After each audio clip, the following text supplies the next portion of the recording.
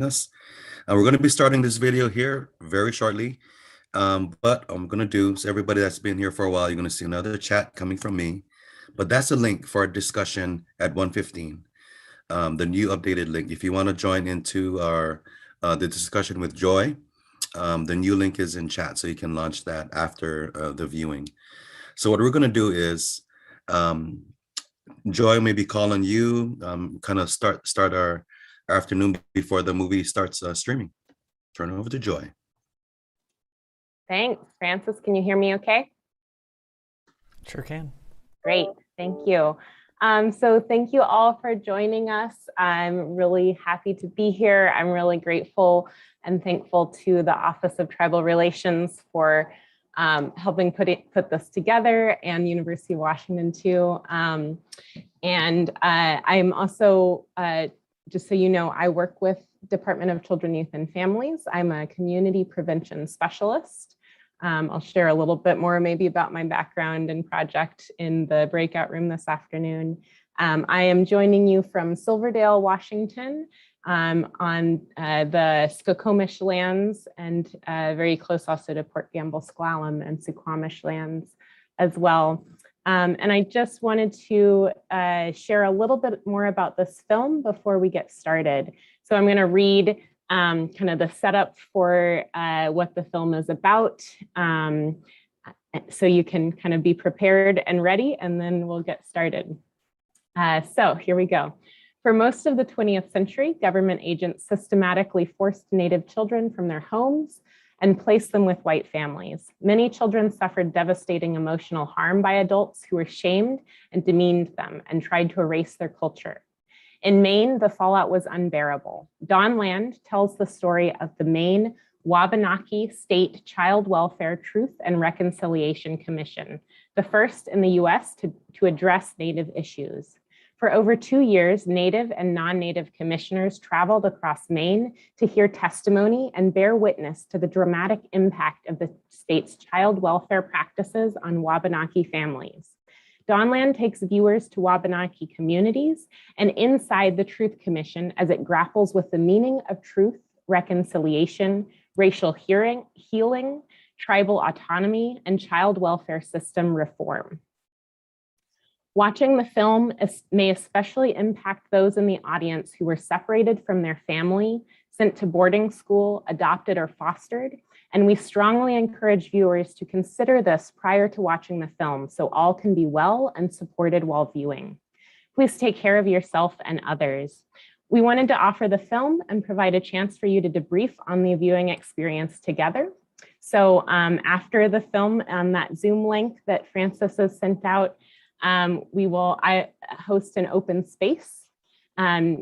We'll have a small group, 2 or 3 people in breakout rooms at first, just to kind of do a general emotional processing time. And then we'll have larger conversations about kind of the learnings, your reaction to the film, and some specific discussion questions. So with that, I think that's all that I have to share. We'll be around in chat, but not necessarily able to probably answer too many specific questions, but feel free to chat and dialogue about the film as it's happening too. And I think that's all I have, Francis. Thank you.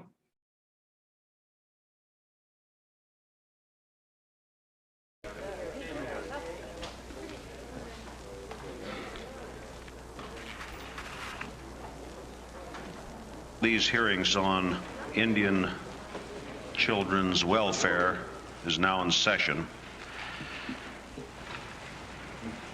Would you pull that microphone up as closely as you can? They went into my home and picked up my children and placed them in a foster home. And I think that they were abused in a foster home. Well, my brother, he was mistreated by Mr. Kelly, and he slapped him, and he smoked right in his face, and puffed right in the face, and he... Well, Anna, just a minute, Anna. If that's too hard for you to talk about it now, you don't have to.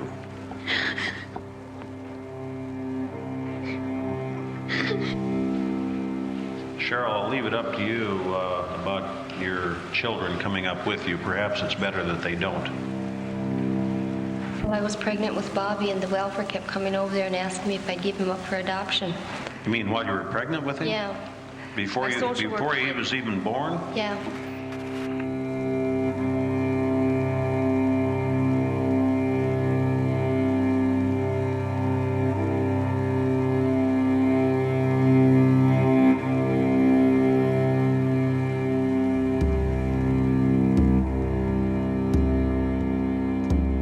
The federal government, for its part, has been conspicuous by its lack of action. It has chosen to allow child welfare agencies to strike at the heart of Indian communities by literally stealing Indian children, on the premise that most Indian children would really be better off growing up non-Indian.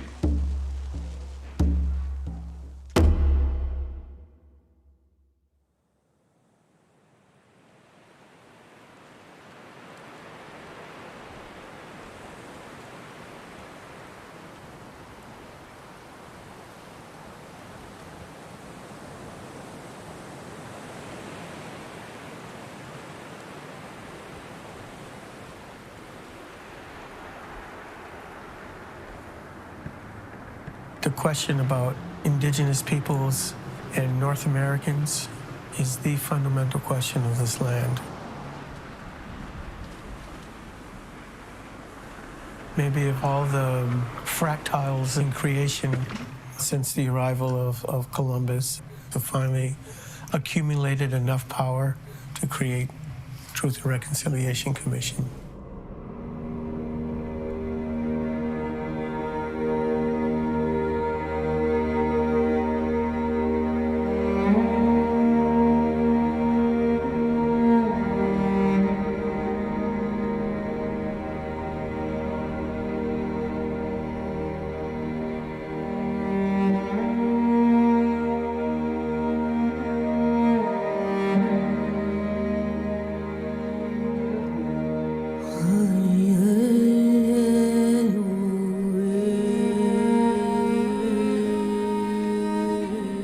This is the first time that any government in the United States is seriously engaging with Indigenous peoples over crucial matters of what this relationship is supposed to be about.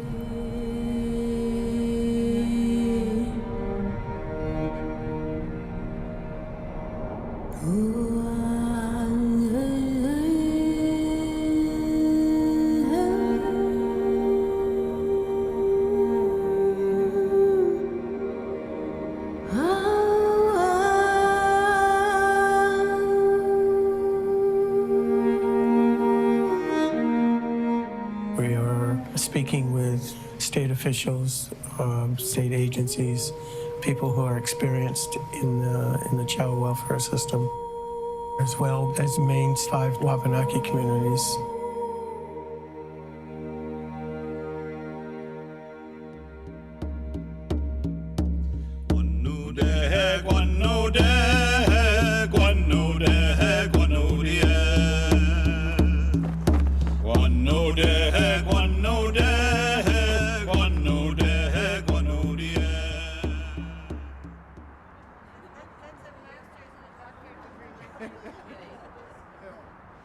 It's nice to actually meet in person, and I'm very, very satisfied with the process and who's been selected. So, This commission is here for the community, and that whatever it takes for this commission to be of service to the community, that's where we're here for that. and I truly believe that. I'm Kisa Tanamuk. I'm Wampanoag by birth. I come from a community called Mashpee, located on what's now Cape Cod. And I'm one of 5 commissioners, one of 2 who are Native American. As a leader, what do you want my community to understand about your community in this process? We have customs and ceremonies, a language, a way of life that is very different. And to pull us away from that, I think is what's most concerning to me. But this is a great opportunity for our community to move forward and to recognize what happened and to ensure that it never happens again. Scary to hear some of the stories. So,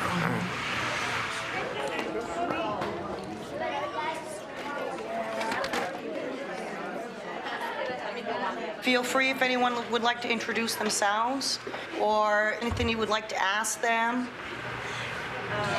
Some of the wounds are so deep. How do you propose that we're supposed to be healing? When we bring that out and open that wound, it is a wound. We have to put something back in at that very same time, and that's our medicines. I see that you do use sage. I know that cedar is used out here. The most incredible thing, though, for that healing is each other. Because when we went through that experience, we experienced that alone. We experienced it in isolation. And we've kept it that way. And then when we open it, if we open it and we're with each other, healing does come.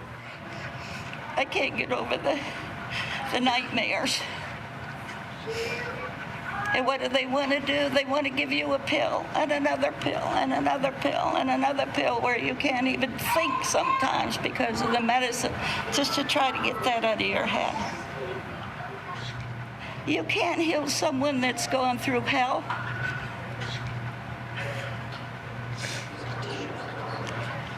My baby sister and I sat in a tub of bleach one time, tried to convince each other that we're getting white. And then we knew they would accept us. The boys in our school, they said we were dirt and we were used for one thing. Where was the state? Where was the state that was supposed, they were supposed to have been our guardians, but where were they? They weren't there for us, but we didn't know. We knew nothing else but foster people. And how come it took so long for you all to get a group together to see if they can help us? What's your first name again? They didn't ask for all this crap that's going on. Georgiana. And I still suffer and all the way. Oh, God bless you, that's Stephanie. God bless, I do.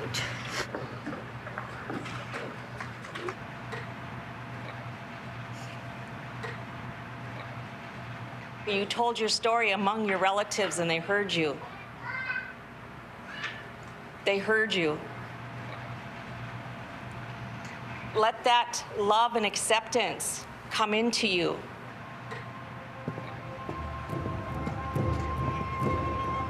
And remember that whenever we're gathered in that way, our ancestors are present with us at that time.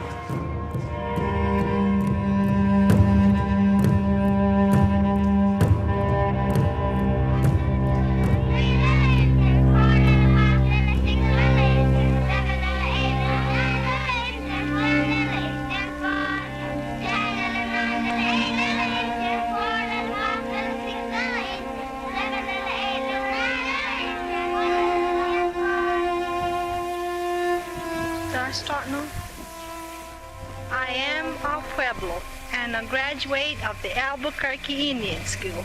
Here we are on the Western Navajo Indian Reservation in northern Arizona among our friends, the Navajo Indians. Through the agencies of the government, they are being rapidly brought from their state of comparative savagery and barbarism to one of civilization.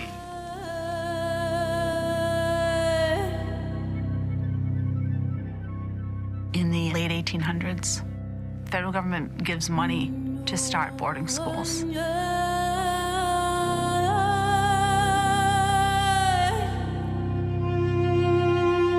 To forcibly remove Native children as young as 4 and 5 years old from their homes and their communities, bring them thousands of miles away to an institution.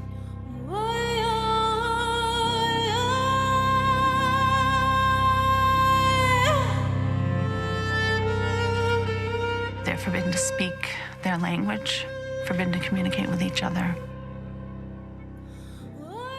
their hair, take away their clothes. Don't let them go home.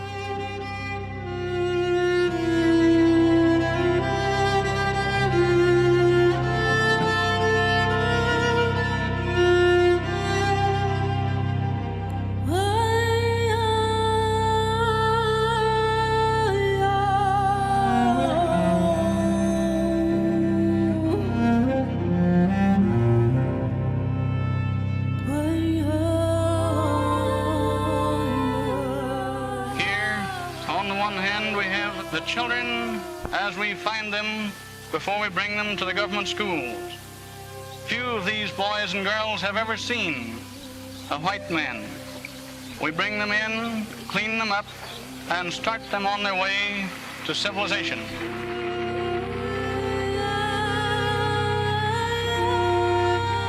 It was seen as very progressive and had a lot of support, and that filtered its way into the child welfare system. You know, Native children are better off raised in white homes. You know, let's save those poor Indian kids.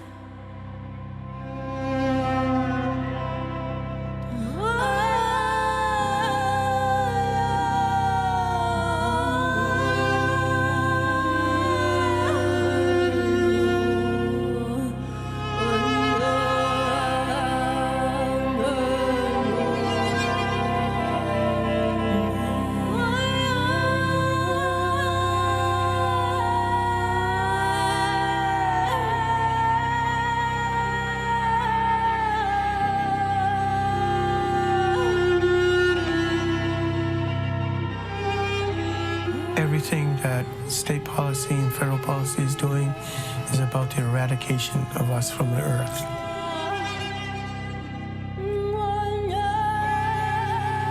Now, probably the softest examples of eradication is social integration.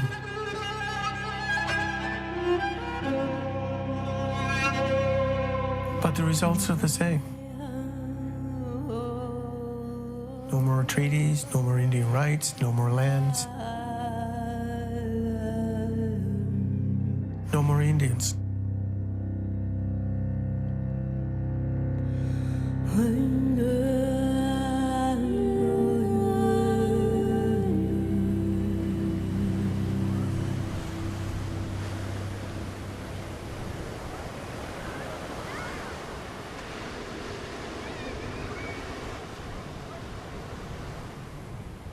Usually, when a Truth Commission happens, there's a great deal of unrest in the society that's surrounding it. Everyone is aware, and everyone is trying to figure out how to solve this moment of crisis. And here, the dominant culture is largely unaware that there's conversation that needs to happen.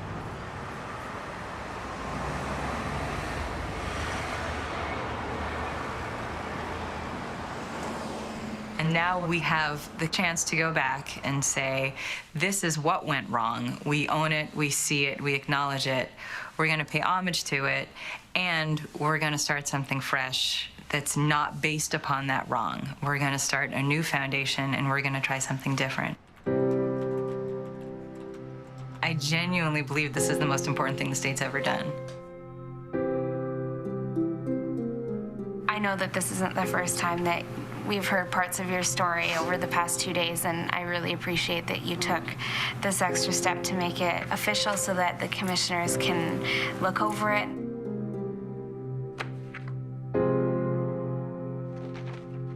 Once your statement's in TRC possession, we're going to use it to write a final report and make recommendations. It might be used for research. You have 6 different consent options for accessibility. So the first is public accessibility, non-anonymous. So that means your name, face, voice will be attached to your statement. This TRC, statement gathering process, provides a forum where someone can be really heard and have their experiences acknowledged. And that's a very empowering thing to a group of people that have largely been marginalized. I'm going to start the recording, and I will open up the floor to you to begin your statement wherever you want. Okay? I was 2.5 when I was taken from my mother. I was taken away. I got taken away. All of my brothers and sisters were taken from her. The state had taken my children and put them in foster care, and they separated them and put each one with a white family. Between 5 and 18 years old, it's been group home, foster parent, hospital, crisis unit, group home, foster parents, hospital, group home. I counted 26, but I'm sure, like, there's gaps in my memory. I found early on that when I got high and when I drank, those bad feelings went away. Anything, so I didn't have to feel that hurt.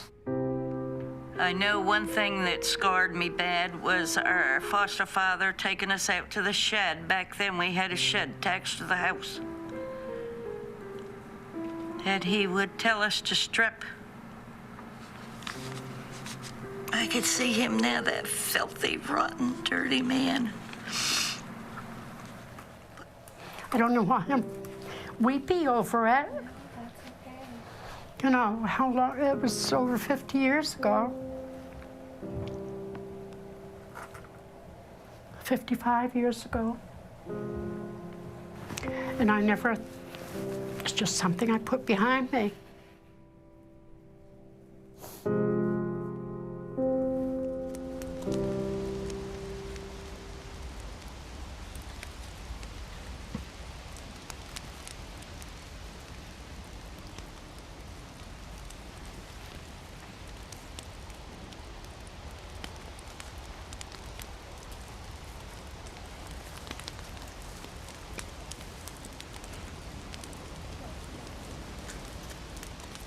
All the tears are collected in the tissues throughout the day, and those tears are sacred. And we wanted to, they wanted to burn them in the sacred fire at the end of every day to make sure those tears reach the ancestors, and so we honor them that way.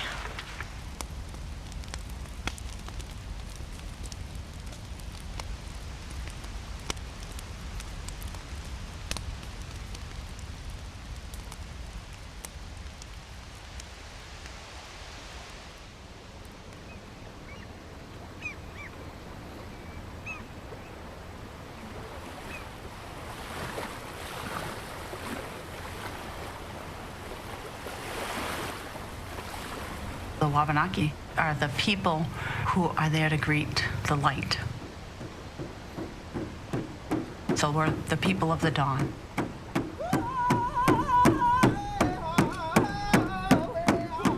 "13,000 years, Wabanaki people here in this territory. At one time, we had over 20 tribes in our confederacy. Now in Maine, there are 4 tribes left. My tribe, the Passamaquoddy tribe, has 2 locations. Then there is the Penobscot Nation, the Aroostook Band of Micmacs, and the Holton Band of Maliseet.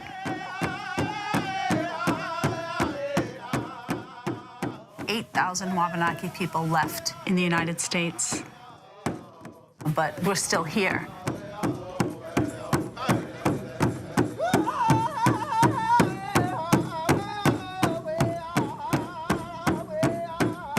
We know that silence and keeping these stories in is not working for us. And we have faith that this is the only way to heal our communities.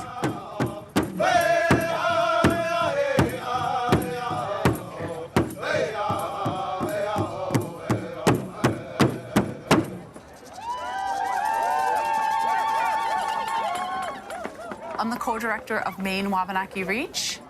That stands for Reconciliation, Engagement, Advocacy, Change, and Healing. In 2008, this idea came to our attention about a Truth and Reconciliation Commission process. One country is trying a bold experiment to kill off the ancient hatreds by yanking them into the light. I now declare that the hearing of the Truth and Reconciliation Commission is now in session. Do you solemnly swear that In South Africa, there was this process after apartheid that helped bring some healing and some justice. There is something called restorative justice, and this is the option that we have chosen. we decided to go for it. All right, happiness. Maine Wabanaki Reach conceptualized the TRC, established the TRC, saw them through to the selection process. Our role was to advise the TRC, connect them to people who want to provide statements and provide healing opportunities and education around this. Smile back. The TRC process is just one of the tools at Reach, you know, one of the things we've done and plan to do toward this, hopefully, this decolonization or this, you know, we really need to bring people together.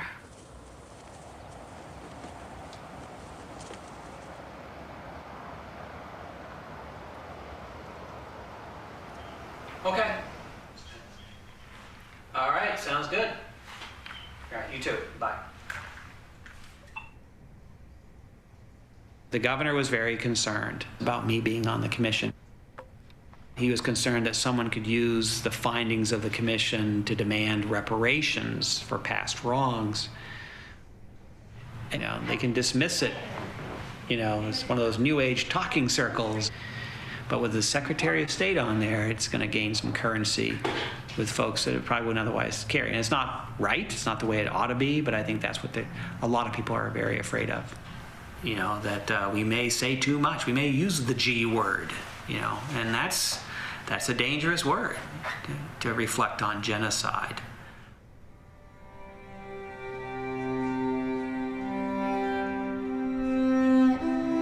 Would you like to come up to the witness stand? I'll start with my oldest boy, John. I had a babysitter watching him, and I went to get him, but they wouldn't give him back to me. So I went to my social worker, and I asked him if he'd come with me up there. Now, you're taught, that's great. You're doing very good now. When did this take place? Can you tell us the month and the year? That was in December 1970. And I asked him if he'd meet me at the store. You asked the social worker? Yes. Mm-hmm. And he didn't come, so I went up, and I called him from that store there, and he says that they already went and they took John, and they took him to a foster home, and that I couldn't get him back.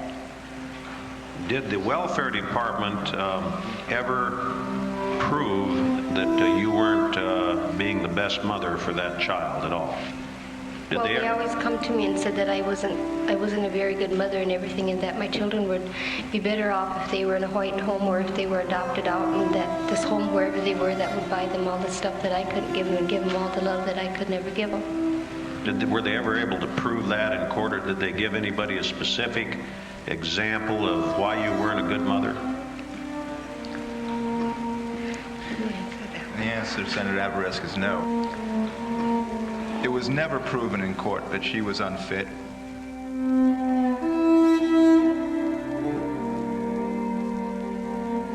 It appears that for decades, Indian parents and their children have been at the mercy of arbitrary or abusive action of local, state, federal, and private agency officials. It is the responsibility of the Congress to take whatever action is within its power to see that the American Indian communities and the families contained within those communities are not destroyed. Several hundred Indians and their supporters walked from the Lincoln Memorial past the Washington Monument up to Capitol Hill today, their destination after a cross-country walk all the way from California.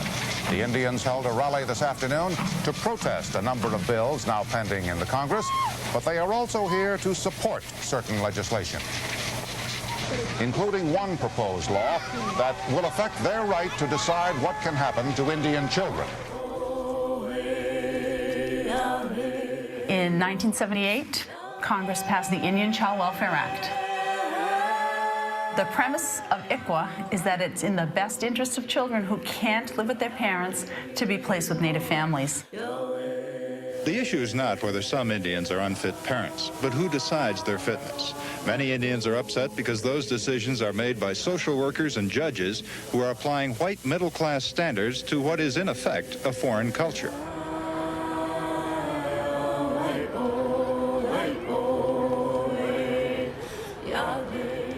So when a Native child is in state child welfare custody, there's a set of preferences of placements.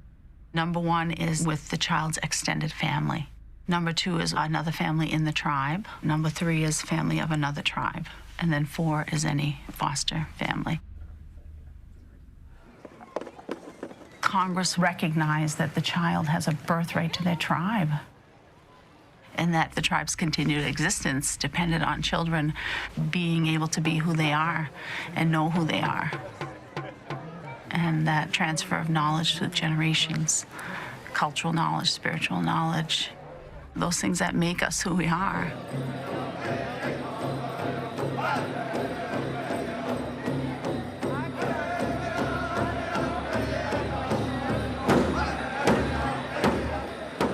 In 1999, the state child welfare department was found to be out of compliance with ICYF, the Indian Child Welfare Act. That was really the impetus for the TRC.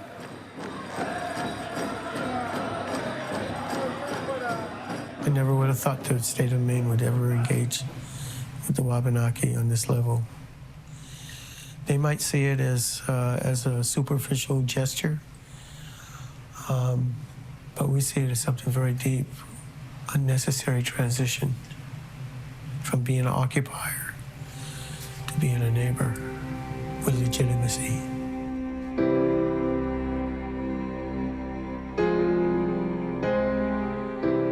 It is November 19th, 2014. We are here in Augusta, Maine. Is there anything you want to say starting off, or do you just want me to jump into the questions? Yep, just jump in. Could you please tell me about your current and/or past employment in state child welfare? In 1960, I began as a child welfare worker in northern Penobscot County. I'm presently a supervisor with the Department of Health and Human Services. We all got advised about ICWA, but at least the judges didn't figure this was anything we had to do much about, that if ICWA applied, one of these other players was going to tell us about it. And so, you know, we didn't ask, and actually they never told, and everybody just kind of went on our merry way. And it's not anyone's fault. It's a large system, and it's always, and I've worked in it for 20 years, and it always is a struggle. The basic notion in child welfare among the child protective people, as I understood it, was, quote, the apple doesn't fall far from the tree, and therefore it's a good idea to get them away from their family. Not just in connection with Native American families, but with all families, kind of on the theory that, well, this mom clearly didn't get good parenting, and so it would be equally risky to place with grandmother. Such a different concept than American family, or the basic culture here. You know, sort of the tribe is the family, as opposed to this nuclear family. So it's a very different concept for someone who's been raised, you know, American. And I think that there are cultural activities available, and I think the foster families, if they want to accept one of these children, have a responsibility to follow through on that. Again, I think it's a resource issue. Two sneakers for the feet, sometimes more important than learning an Indian dance.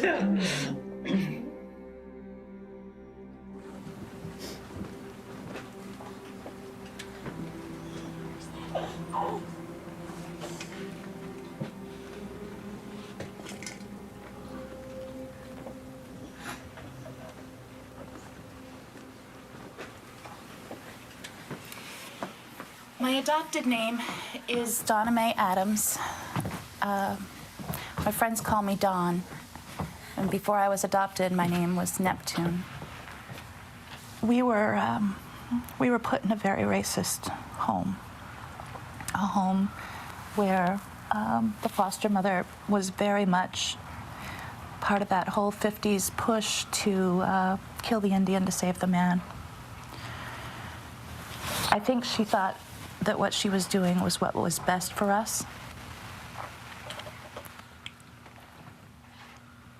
You know, after being in my foster home for so long and not being able to even admit to being Penobscot or talk about it or be curious about it or anything, I was like, yes, I'm finally Penobscot again.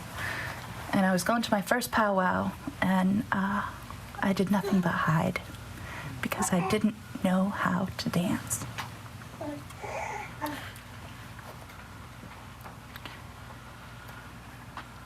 So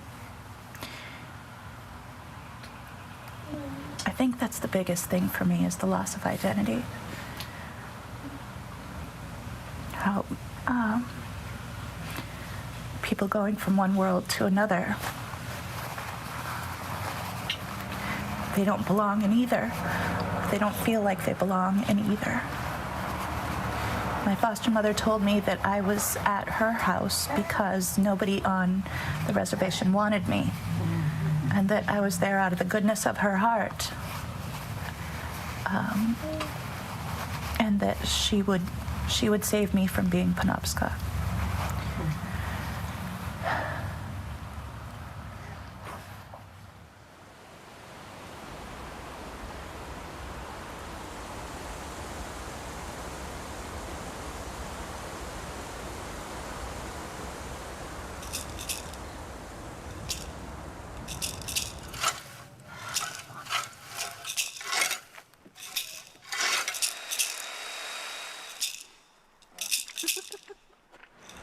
Everything above our heads and below our feet, we're all connected to.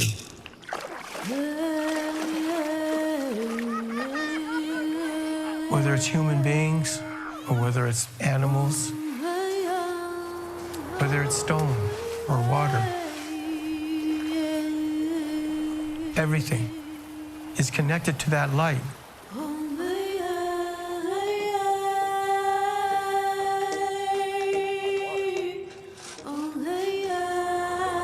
How we apply our relationship to creation, to one another, we call that culture.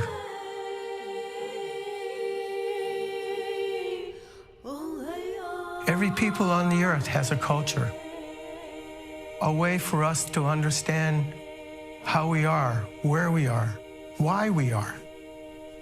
It's what causes me to be who I am, even the way that I look. I don't consider earrings jewelry. I consider them part of my being, the essence of who I am.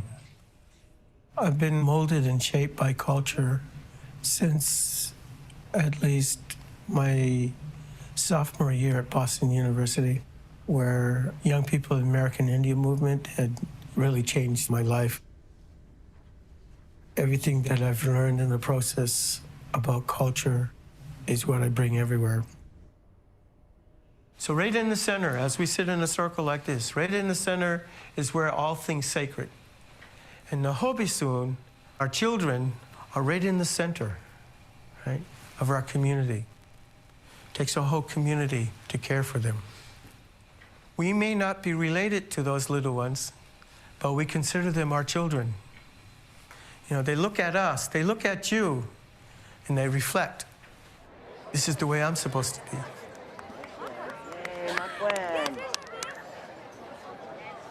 I think so. Mark Winnazelli is 7 years old. Her name means sweet angel. She's from Savaic, and her regalia is fancy shawl made by Ivy Rose Tony.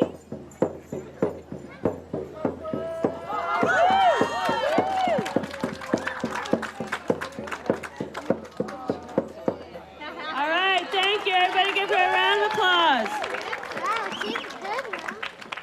You take away people's understanding of who they are, their self-sufficiency, and you replace it with nothing. And it's only been the resurgence of our culture that's really helped restore us, to really enable us to remember.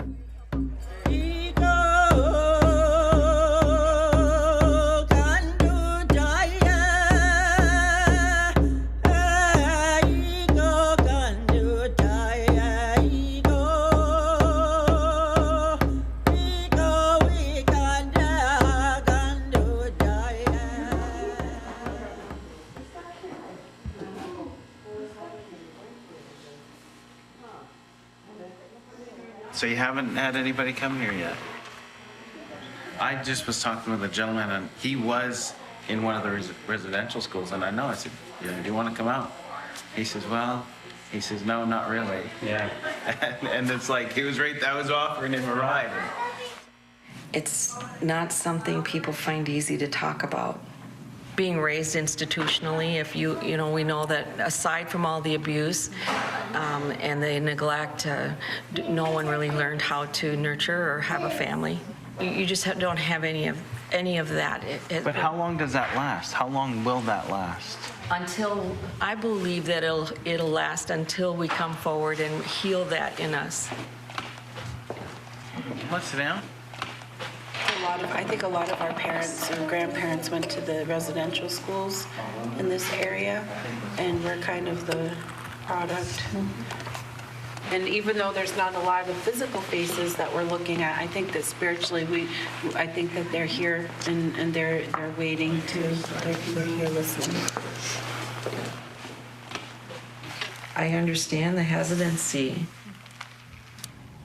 Why would they come and tell their history to 5 people they've never met before? And these people are part of an agreement with the government, and so how is that going to help me today meet the needs of my family?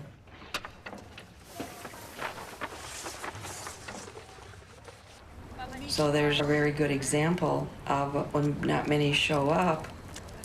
We have to indigenize this process and not go at it the way you would typically go at observing and reporting.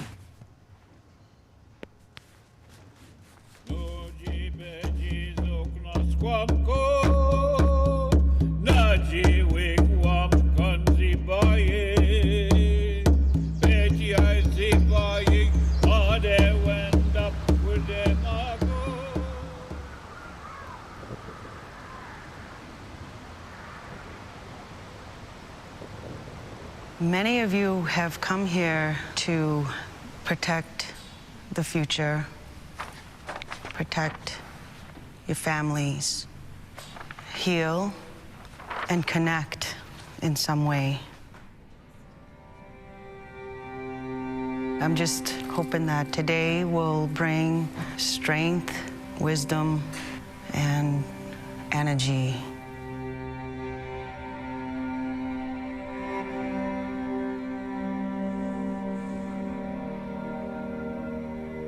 I remember they took us to Old Town. There was a great big house. There were other state foster kids there, and they left us there. And I remember we all slept in one big room. We had bunk beds. If you went to bed, you had to stay in that bed for 24 hours, and you could get up. And if you had to pee, you had to pee in the bed. And if you stole food, you couldn't eat for 24 hours.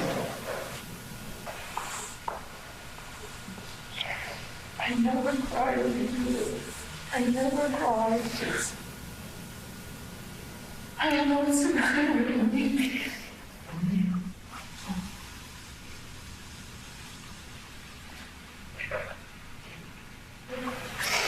I think it was only one time you told us to pay for it what happened.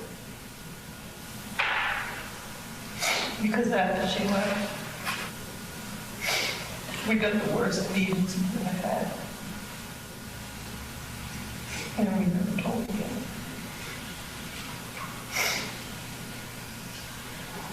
And we spent 4 years there.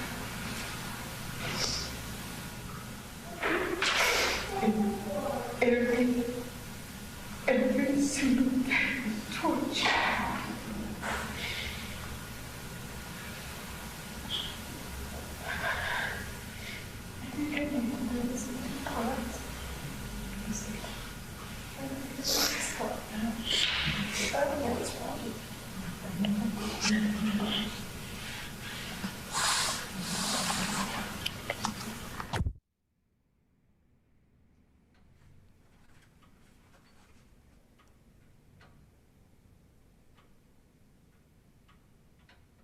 When Denise gave her statement and I was her support person in front of the commission and the statement gatherers were there, I remember the volunteer statement gatherers a lot of them were crying, having a real hard time.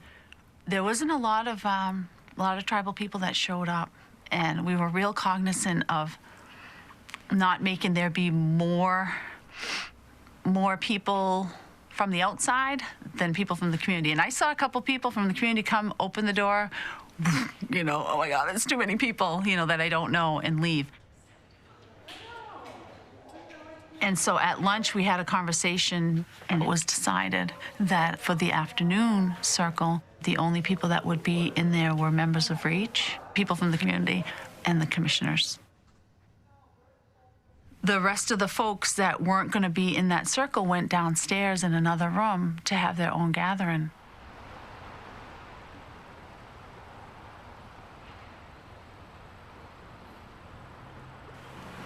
I'm willing to start, and I don't know what I'm going to say, except that I feel like the decision to have all of REACH stay and not TRC staff felt unresolved in terms of what was the rationale behind it. I think that if we are going to reconcile, if we can't be a community ourselves, then it's really hard to be in the business of reconciliation. We can say it wasn't white and Native or non-Native and Native.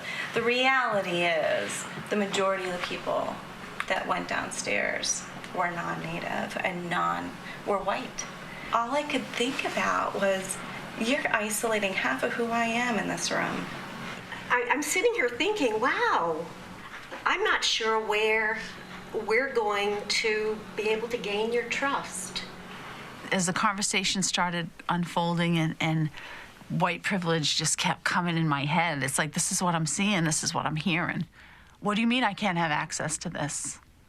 I can't be in that circle. I can't hear those stories. I can't be at the sacred fire. What do you mean? I want to be there. I mean, that's not what they were saying, but that's what was happening. That's the dynamic.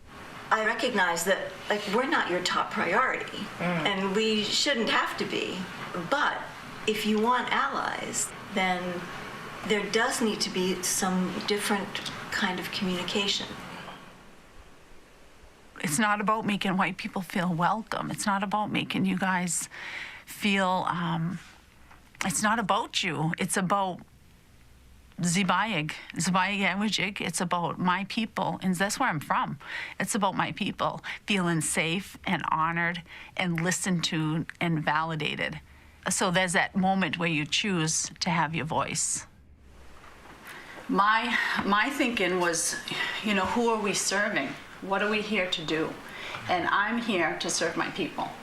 That's first and foremost. And I knew all along in this process, just as there are competing interests with truth, healing, and change, sometimes they compete with each other. So does truth and reconciliation. Because we knew from the beginning that non-Native people wanted to jump right into the reconciliation. Why can't we just, you know?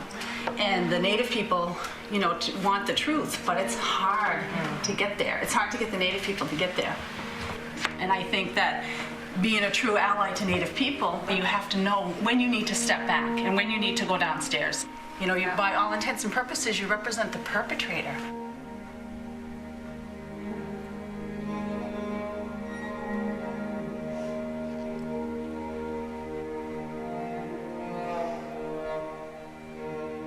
It was a necessary interaction that needed to happen, and a necessary conversation, and grieving and healing and coming back together.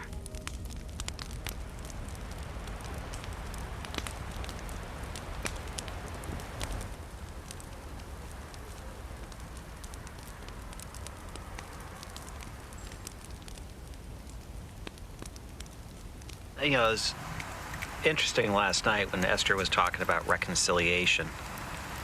I think we still have to get our hands around what that's going to mean. And I don't think it's going to mean what they thought it meant when they put the word in the title. Yeah. Well, that's the long road.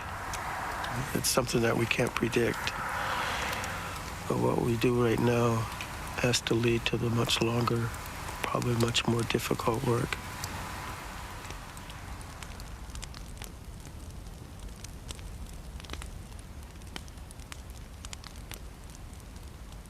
I think what we're starting to realize now is that you don't take 500 years of mistrust and wash it away with one commission.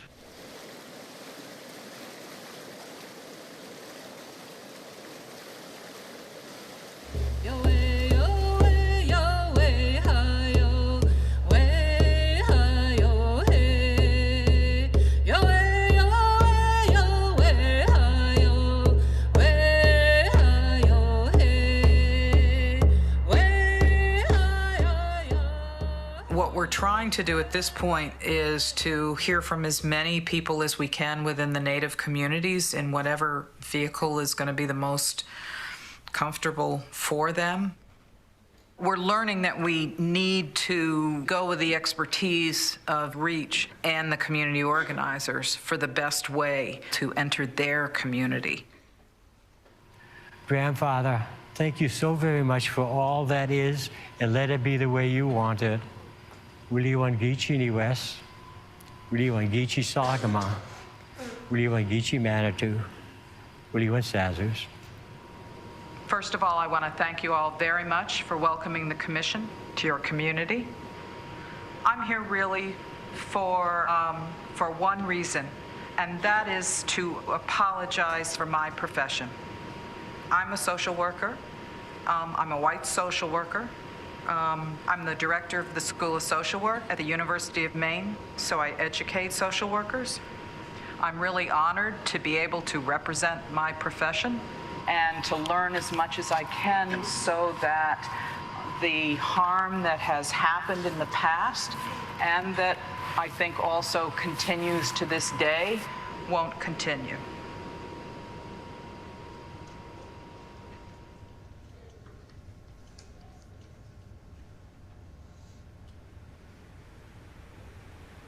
So truth and reconciliation. The truth hurts. The truth is very painful for us. I learned very early that I had to hide my feelings, not knowing that this pain was actually destroying me as a human being. And today I'm dealing with the pain that caused me to be a monster in my life. Because without me dealing with this, I can never be the grandfather that I need to be to my grandchildren. I mean, it's still a nightmare. I still dream about it. And I'm not the only one who suffered either, because it's my brother over there. That internalized oppression, it seems that it's always there. And for the longest time, I was really afraid to even say that I was Indian. Hearing everyone, it's kind of overwhelming, because I always thought I was alone, But I'm not alone now, and it's, whoa. The solution is this energy that we have when we're connected.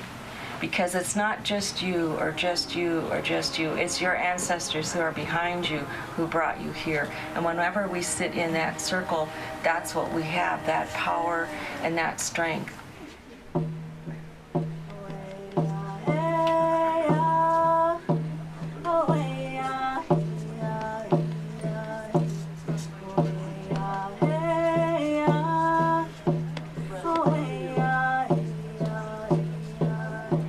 There's been a lot of fear. And I think that report in June, when you have, these over 100 statements from people saying this is my truth and this is my story, I think that is like the can opener because people will see the value and the power of the circle.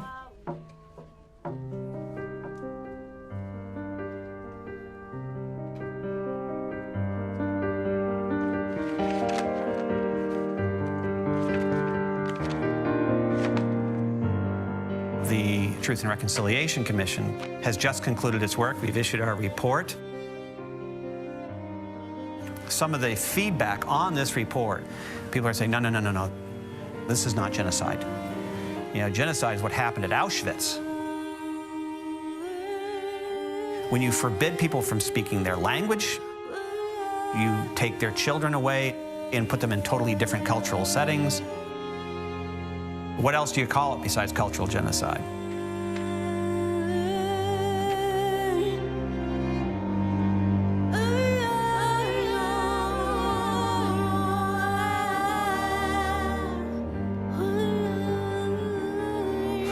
is nothing new to reach or any of us, right? But what we now have, which is what white people love, is we have documentation and we've got research.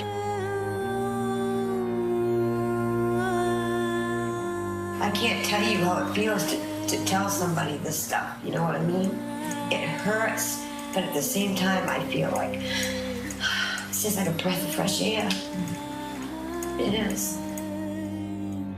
It takes a little bit of a load off us and makes us realize that, yes, there are people out there that really care. We've been meeting a lot to try to figure out where we want to go after the TRC. And that led us to create a training where non-Native people learn about history, they learn about their privilege, and they reflect about how to be an ally.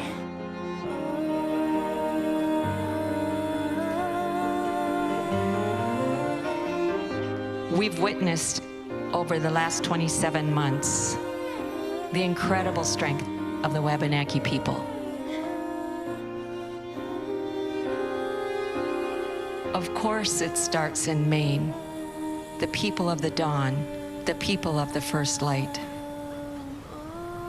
That is where everything begins.